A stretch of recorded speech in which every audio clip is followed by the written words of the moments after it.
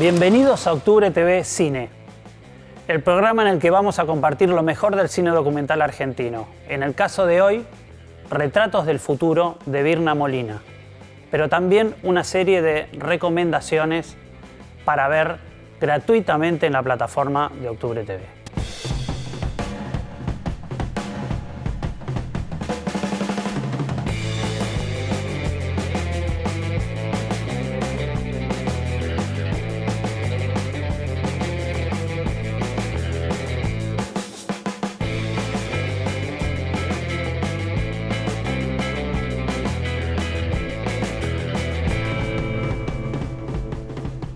En un momento en el que el Inca parece dejar de fomentar el cine documental argentino y el cine en general, nos perdemos de comprender qué representa el Inca. El Inca, entre otras cosas, publicaba libros como estos.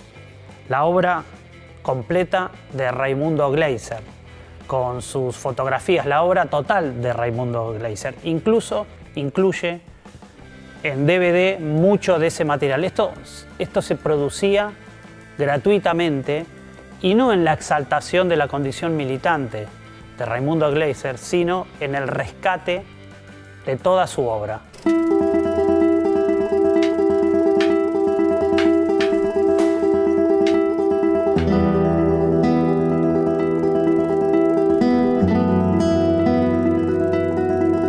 Toda la obra de Raimundo Gleiser se puede navegar en la plataforma gratuita de Octubre TV. Desde cualquier dispositivo podemos acceder no solo a la producción militante, de cine militante documental de Raimundo Gleiser, sino también al documental etnográfico, a toda su obra compartida con Jorge Prelorán en Tras la Sierra o con Humberto Ríos. Es importante y es trascendental la obra de Raimundo Gleiser. Justamente un grupo de jóvenes hizo su primer documental llamado Raimundo, basado en la vida y la obra de Raimundo Gleiser. Aquellos jóvenes eran Virna Molina y Ernesto Ardito. Justamente la película que vamos a compartir hoy es la primer obra en solitario, de alguna manera firmada, porque ellos son un dúo productivo, por Virna Molina. Con Virna Molina hablamos en esta sección que vamos a ver ahora, que se llama La forma de lo real. Y después vamos a compartir su ópera prima de forma personal y de cine político, Retratos del futuro.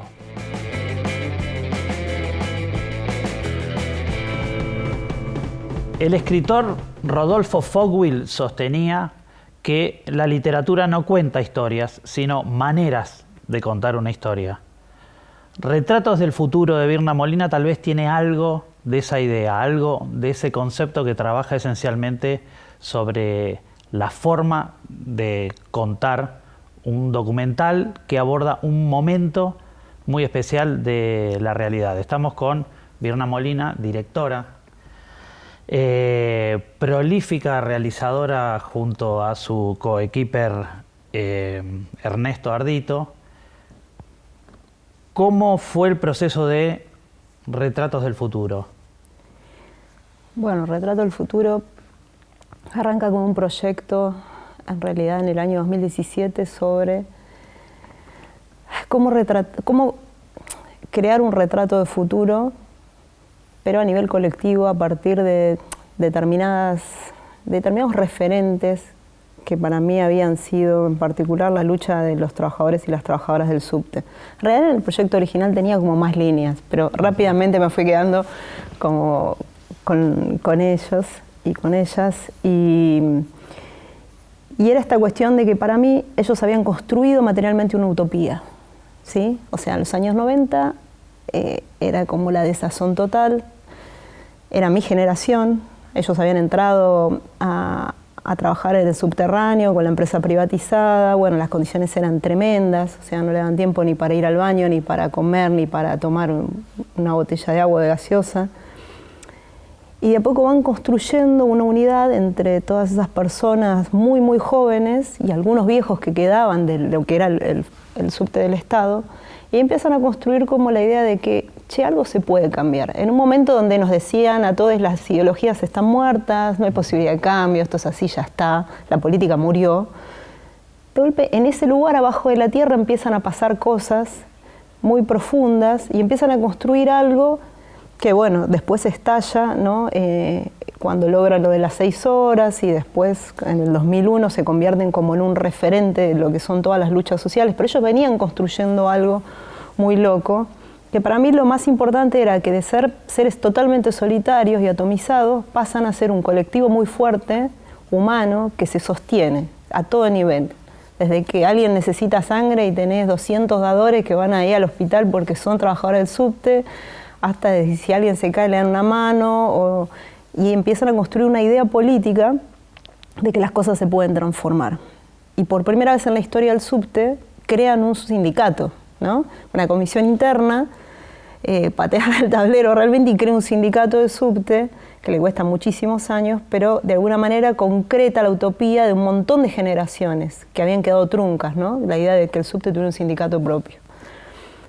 Bueno, a partir de ahí, ese era para mí como decir, bueno, para mí de alguna manera esa es la utopía frente a la distopía que plantea todo el recorrido del siglo XX. Bueno, y a partir de ahí el imaginario del futuro, en el cine, todo eso concluía en lo que iba a ser Retrato del Futuro, pero como es un documental, o no lo es, pero en un punto sí tiene alma y esencia de documental, la realidad me dio una patada terrible y mientras yo estaba filmando esa película, bueno, caemos en aislamiento, pandemia de COVID-19 y violentamente me veo atrapada viviendo en una distopía.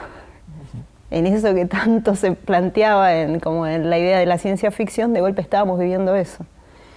Y yo tardé un toque en caer de que eso lo tenía que filmar, porque de verdad yo estaba empeñada con mi idea original y seguir el registro del subte y seguir filmando como sea y buscar la forma de producción para darle la vuelta y seguir filmando.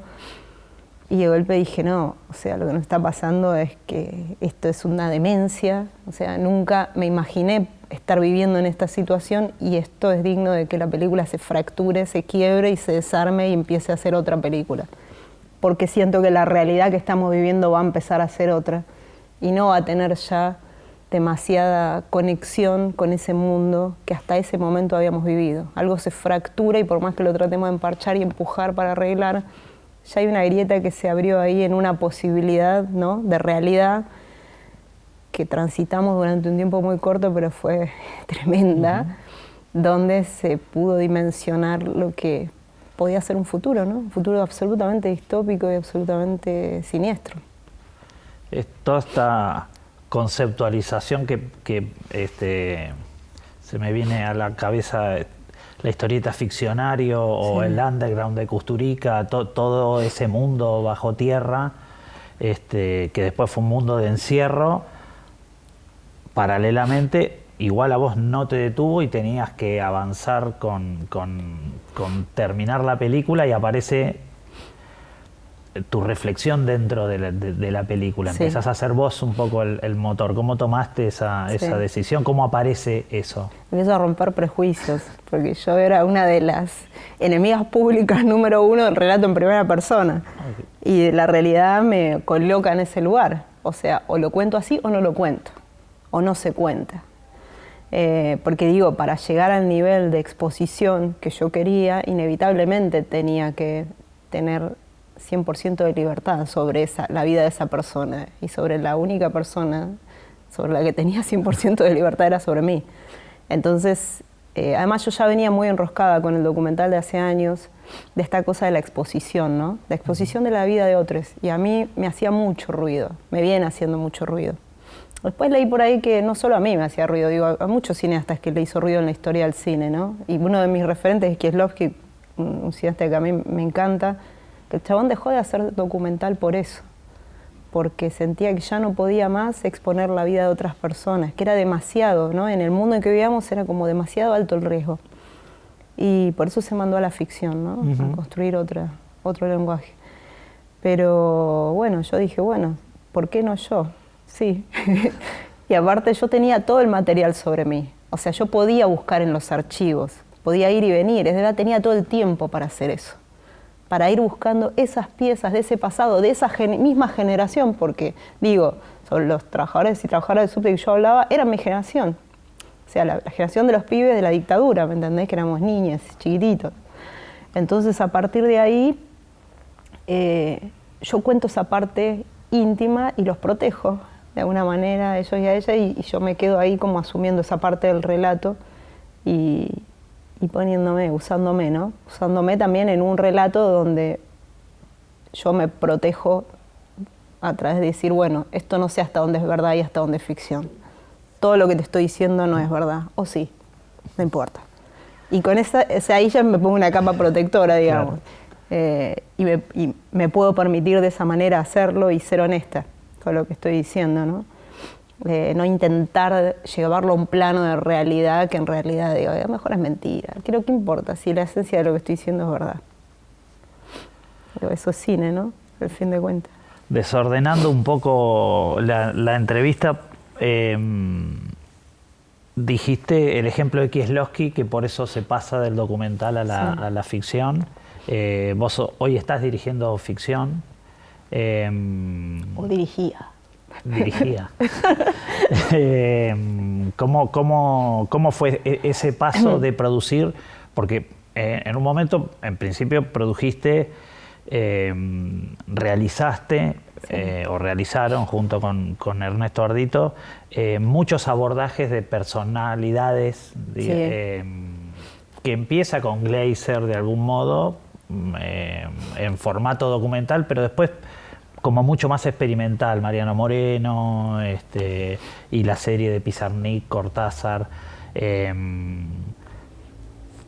pero ahí vas después a la ficción, a hacer retratos, volvemos a la ficción. ¿Cómo ves esa forma de trabajo?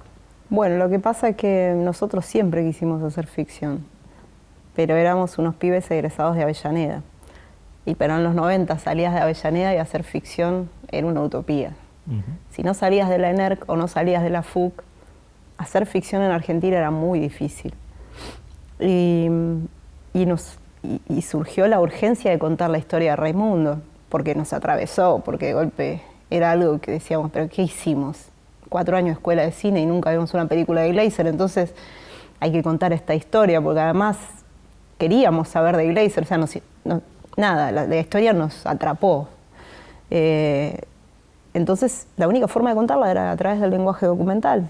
Y bueno, y ahí fue que nos metimos con el relato documental, del cual nos fuimos como enamorando y descubriendo y revalorizando y encontramos una magia ahí que era la magia del hacer.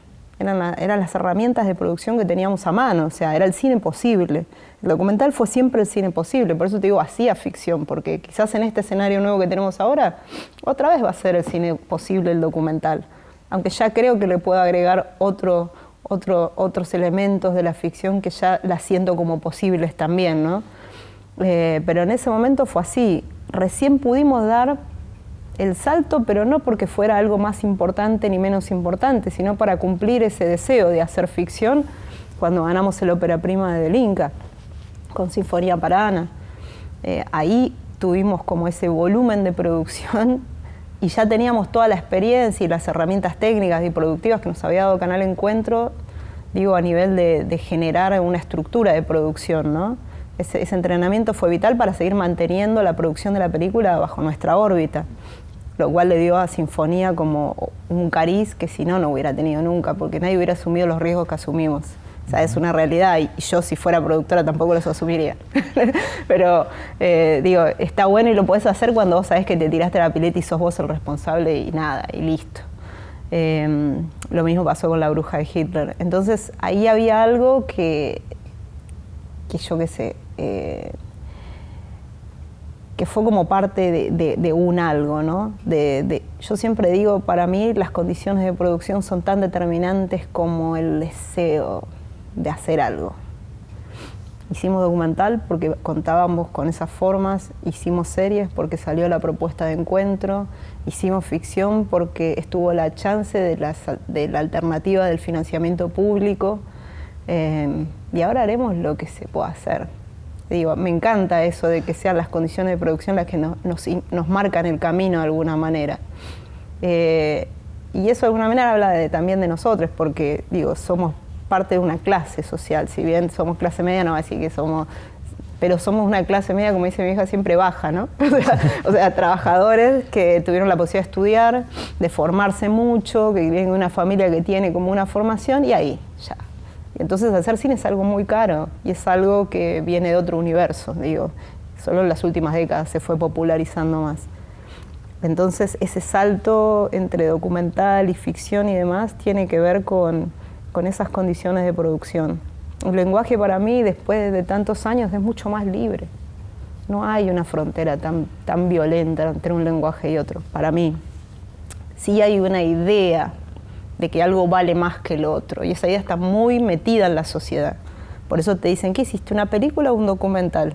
¿No? La frase ya de Caballito de Batalla que todo el tiempo decís, ¿cómo explica un documentalista que un documental es una película? Pero no es esa la idea que se instaló en la sociedad. ¿Por qué? Bueno, eso es una larga historia. Yo valoricé mucho más el documental cuando lo transité como herramienta. En la escuela de cine no lo valorizaba como... Por eso elegí la orientación de ficción. Pero el salto fue difícil en términos de producción, porque de filmar 2 personas, hacer todo integralmente y casi como si fueras un pintor con tu valijita y tus pinturas, o digamos un pescador que va con la caña, digo, un cazador que va con la cámara y se queda horas hasta que captura el momento que vos querés. Pasaste a tener un montón de gente a cargo que había que explicarle, y a veces lo único que querías era silencio y esperar, eso, esperar, pero la gente no entendía eso porque venía como de otra dinámica, que es la dinámica de la industria y la ficción. Entonces ahí aparecen cosas interesantes cuando se cruzan los lenguajes, ¿no? Yo siento que nosotros le incorporamos muchísimo del documental a nuestras ficciones. Era algo como natural, ¿no? Si había que buscar actores y actrices, ¿dónde era? Y bueno, había que salir de lo real también, de lo que emanaba de esas personas, de su historia, de cómo iban a volcar esa experiencia personal en la construcción de los personajes. Si había que buscar escenarios y había que ir a las locaciones reales, había que apelar a que esa memoria de los objetos y de las historias estuviera ahí. Y la memoria de los objetos también, ¿no? Por ejemplo, en La Bruja, digo, el Mein Kampf era real y era de los años 40 y lo trajo uno de los actores y nadie sabe cómo lo consiguió porque era muy difícil conseguirlos. Tampoco lo dijo él, digamos, y hace un personaje bastante pesado él en la película. Digo, hay cosas como que van como construyendo las capas de los relatos y eso tiene que ver con la construcción del documental, no de la industria de la ficción, donde las cosas se hacen en otros tiempos, rápido, donde la velocidad y el profesionalismo parece que fueran como lo deseado. Quizás tiene que ver más con las ficciones de los 70, de los 60, de otra época, hacer cine, de lo que aprendimos nosotros en Avellaneda, ¿no? Ese cine, digamos, el cine del otro lado de Rusia, digamos, porque teníamos algunos profesores que habían estudiado en la escuela de Polonia, que habían estudiado en la escuela rusa y venían como con esa cabeza. Entonces, en esa decrepitud del conurbano y donde no teníamos nada, había algo que sí teníamos, que era hermoso, que era una historia y una tradición y una visión, ¿no? De que esa experiencia, y había un montón de experiencias, por ejemplo la de Polonia, se podía aplicar acá. Y había algo que tenía que ver también con nuestra condición, ¿no? De país de tercer mundo, de país emergente, que construíamos desde otro lugar, de recuperar la historia latinoamericana, de conectar las experiencias, ¿no? Todo eso de alguna manera a nosotros nos atravesó y bueno, nos fue llevando cuando hicimos ficción a ese lugar. Bueno, y veremos ahora qué nos depara el destino. Lo sé. Para ver qué le depara el destino a la obra de Virna Molina, mientras reflexiona entre cuánto de ficción tienen sus documentales y cuánto de documental tienen sus ficciones, después de la tanda vamos a compartir Retratos del Futuro.